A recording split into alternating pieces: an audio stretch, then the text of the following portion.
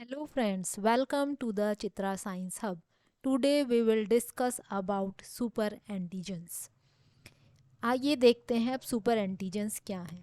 Super antigens जो हैं वो वायरल और या बैक्टीरियल प्रोटीन्स हैं जो एक साथ बाइंड होते हैं MHC molecule present on the surface of antigen presenting cell and TCR T cell receptors in a non-specific way which leads to non-specific activation of T helper cells. अब हम देखते हैं TCR क्या है। टी सेल रिसेप्टर्स जो हैं वो दो तरह के होते हैं। एक को हम कहते हैं अल्फ़ा बीटा TCR और दूसरे को हम कहते हैं गामा डेल्टा TCR। जो अल्फ़ा बीटा TCR हैं टी सेल रिसेप्टर्स, ये दो चेन से मिलके बनते हैं। एक है आपकी अल्फ़ा चेन और दूसरी है आपकी बीटा चेन। हर चेन के अंदर दो रीजन्स होते हैं। एक को हम कहते हैं वेरिएबल रीजन जो बाहर वाला रीजन है, और एक को हम कहते हैं कांस्टेंट रीजन जो अंदर वाला रीजन है। ये जो वेरिएबल बाहर वाला रीजन है ये एंटीजन से बाइंड करता है। ये है आपका T cell receptor, alpha beta T cell receptor. तो सुपर एंटीजन क्या है? ये जो आपका टीसीआर है ये कहाँ है? टी सेल की सरफेस पर। अब राइट हैंड साइड के डायग्राम में देखिए, ये आपकी एक टी सेल है आपकी, और ये टी सेल की सरफेस पर हमने दिखाया है टी सेल रिसेप्टर। ये है आपका अंदर की तरफ कांस्टेंट रीजन और ये है बाहर वेरिएबल रीजन।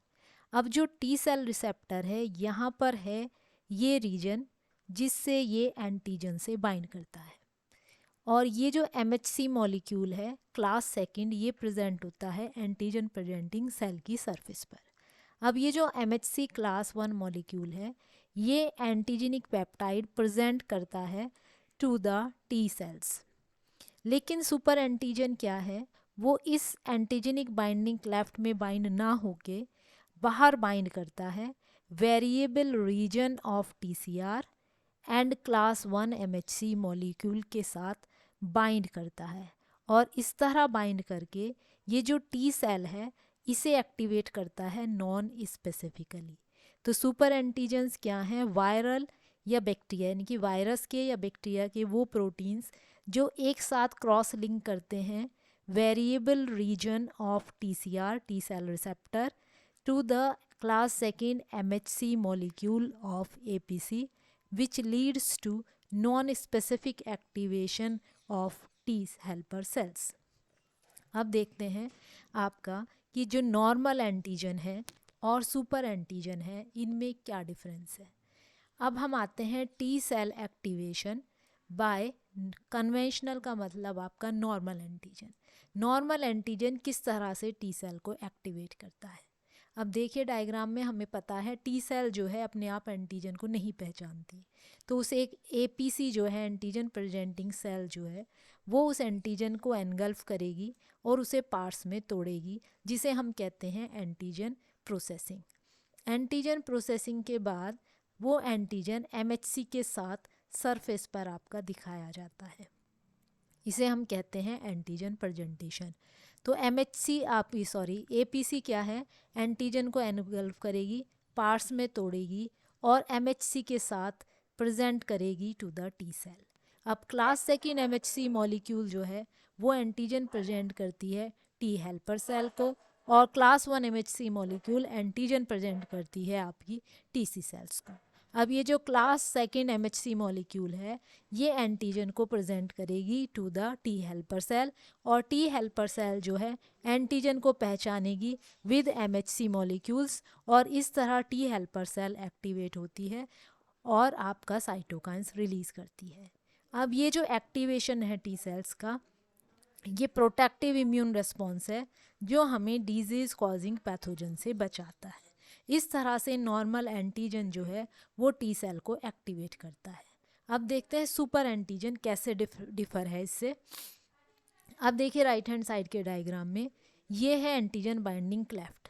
यहाँ पर आपका एंटीजेनिक पेप्टाइड बाइंड होता है प्रोसेसिंग के बाद। APC जो है एंटीजन को एनगल्फ करती है, उसका एक पार्ट MHC के साथ रिप्रेजेंट करती है टू द TC सेल। लेकिन सुपर एंटीजन जो है वो बाइंड करेगा एक साथ किससे, TCR के वेरिएबल रीजन से और MHC के आपके रीजन से। लेकिन ये जो बाइंडिंग है ये बाइंडिंग लेफ्ट में ना होके बाहर बाइंडिंग होती है एक साथ साइमल्टेनियसली बाइंडिंग है। और ये जो बाइंडिंग है ये नॉन स्पेसिफिक है, यानी कि ये एंटीजन स्पेसिफिक बाइंडिंग नहीं है। अब ये जो सुपर एंटीजन बाइंड कर रहा है ये बाइंडिंग एक पर्टिकुलर वी बीटा सीक्वेंस से करता है, एंटीजन स्पेसिफिसिटी से अलग। मतलब एंटीजन की स्पेसिफिसिटी से यहाँ कोई लेना देना नहीं है। जहाँ पर भी एक पर्टिकुलर वेरिएबल, ये जो वेरिएबल रीजन है, इस वेरिएबल रीजन पे जो भी एक पर्टिकुलर वेरिएबल रीजन सीक्वेंस है उससे ये सुपर एंटीजन बाइंड करता है। अब हम देखते हैं कि जो आपकी वेरिएबल रीजन की है, जो नॉर्मल आपका कन्वेंशनल एंटीजन होता है वो आपका 0.01% टी सेल से रिस्पॉन्ड करता है। लेकिन ये जो आपका सुपर एंटीजन है ये more than 5% of the T cell से रिएक्ट कर सकता है। तो अगर ये टी सेल्स को एक्टिवेट करता है तो बहुत सारी पॉपुलेशन जो है टी सेल की एक्टिवेट हो जाएंगी। ये एक्टिवेशन पोलीक्लोनल है। पोलीक्लोनल का मतलब वो नॉर्मल एंटीजन के केस में क्या है, antigen specific T cell active होगी, उसी का प्लोरीफ्रेशन होगा, उसी का डिफरेंशिएशन होगा। पर यहाँ पर एंटीजन स्पेसिफिसिटी बाइंडिंग तो नहीं है, तो वो बहुत सारी टी सेल से बाइंड कर सकती है। तो ये एक्टिवेशन पोलीक्लोनल है और एक can affect a significant percentage of total T helper cell population. क्योंकि एक सुपर एंटीजन हमने ऊपर देखा 5%, मोर देन 5% टी सेल से रिएक्ट कर सकता है, जबकि एक नॉर्मल एंटीजन जो है वो 0.01% टी सेल से ही रिस्पॉन्ड करता है। तो ये एक्टिवेशन पोलीक्लोनल भी है और एक large population of T cells को अफेक्ट भी कर रहा है। अब ये जो T cell, T helper cell आपकी एक्टिवेट हुई नॉन स्पेसिफिक, अब ये large amount of cytokines release करेगी। अब ये जो साइटोकाइंस रिलीज़ होंगे इसे हम कहते हैं साइटोकाइन स्टॉर्म, तूफान, साइटोकाइन का तूफान। अब ये जो साइटोकाइंस रिलीज़ होंगे यहाँ टी हेल्पर सेल से, यहाँ पर एक इन्फ्लेमेटरी रेस्पॉन्स जनरेट करेंगे। अब ये इन्फ्लेमेटरी रेस्पॉन्स जो है वो बहुत एक्सेसिव होगा और ये जो आपके साइटोकाइंस हैं ये धीरे धीरे आपके क्या होगा, आपके ब्लड से पूरे सिस्टम में फैल जाएंगे। तो सिस्टमिक रिएक्शन जनरेट करेंगे ये साइटोकाइंस। उनमें मेजर साइटोकाइंस होते हैं interleukin 1, 6 and tumour necrosis factor alpha. अब ये क्या करेंगे, सिस्टम में जाकर अंदर पूरी बॉडी में फैलकर क्या करेंगे, आपका फीवर इंड्यूस कराएंगे, एंडोथीलियल डैमेज करेंगे। जो हमारी ब्लड वेसल है उसके अंदर की लाइनिंग को हम एंडोथीलियम कहते हैं। तो एंडोथीलियल डैमेज हो जाएगा, ब्लड क्लोटिंग जनरली स्टार्ट हो जाएगी आपकी जगह जगह पर। सर्कुलेटरी शॉक जो होता है वो है जब सर्कुलेटरी फेलियर हो जाता है तो ऑर्गन्स को एम्पल अमाउंट ऑफ ऑक्सीजन नहीं मिल पाती, तो उसे हम सर्कुलेटरी शॉक कहते हैं।